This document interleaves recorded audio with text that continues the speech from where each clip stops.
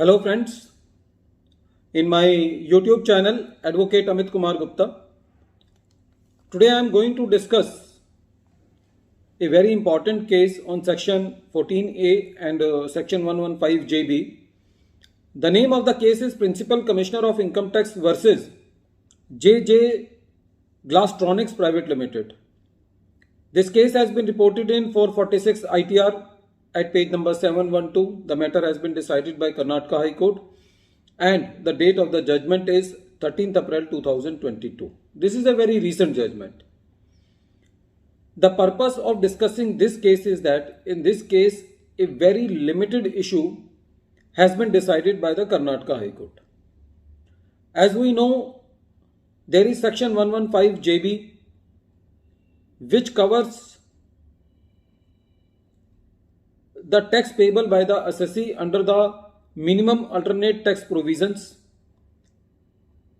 The assessee has to first calculate its profit under the normal provisions and has to calculate the tax, and then the assessee has to calculate his tax according to chapter 12B, that is section 115JB, and the assessee has to calculate the book profits.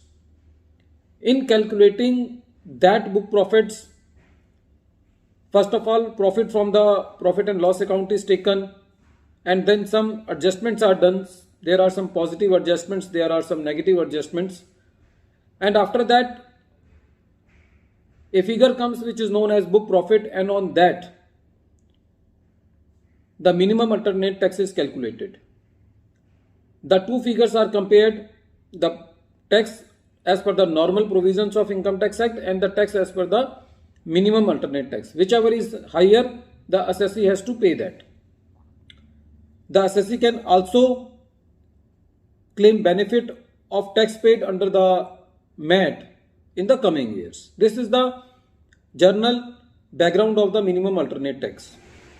Now, in this particular case, section 14A addition was done and the assessing officer also added that amount in calculating the book profit of the assessee. The assessee was challenging that this section 14A disallowance should not be added for computing the book profit. So the matter travelled to the Karnataka High Court, and the Karnataka High Court said that MAT provisions are covered under chapter 12B, which is a separate code which defines that how the book profit is calculated, what adjustments are to be done, what positive adjustments are to be done, what negative adjustments are to be done. Section 14A is for the computing of tax of the assessee under the normal provisions. So that cannot be automatically imported into the MAT provisions. So the Karnataka High Court held in this particular case that the disallowance made under section 14A cannot be added while computing the book profit of the assessee. This was the limited issue which was the core of this case. Apart from this case, one issue was also there that in case the assessee has made some provision for diminution in the value of the investments, that provision should be added for calculating the book profit.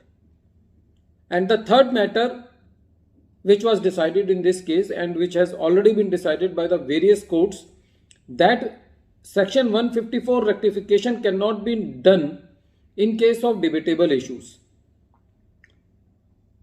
So in this particular case, the main issue was decided in favor of the assessee that section 14A disallowance cannot be added for calculating the book profit of the assessee.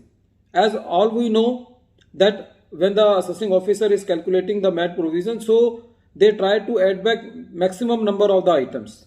But it is not so that you will add each item. There is a list in the section itself which says that these items should be added and this item should be deducted, and apart from that no other item can be added, no other item can be deducted for calculating the book profit. Friends, this case is very important in understanding the provisions of section 115JB read with section 14A.